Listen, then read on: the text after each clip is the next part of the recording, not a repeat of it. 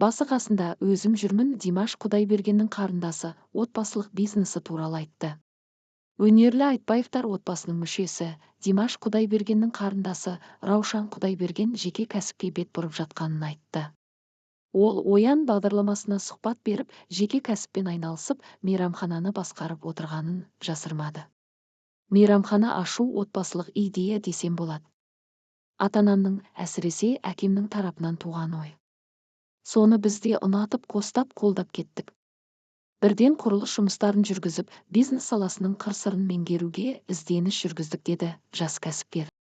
Димаш Құдайбергеннің қарындасы ашылғанына жарты жыл болған. Мейрамхана жұмысына өзі басшылық жасап, келісім шарт жасайтынын айтты.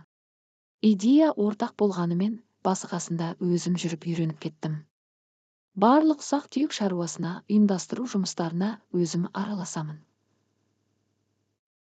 Әрине, негізгі шешімдер ата-анамнан болады.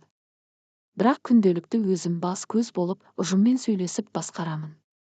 Қазақ мәзірі, қазақ асханасы өте бай. Біз білмейтін мыңдаған тағам түрі бар. Оның бәрін түрлі этнографтар, ғалымдар зерттеген. Ал біздің мәзірде 66-дан астам тағам түрі бар. Жақында 30-ға жуық тағам түрін қосамыз, деді Раушан.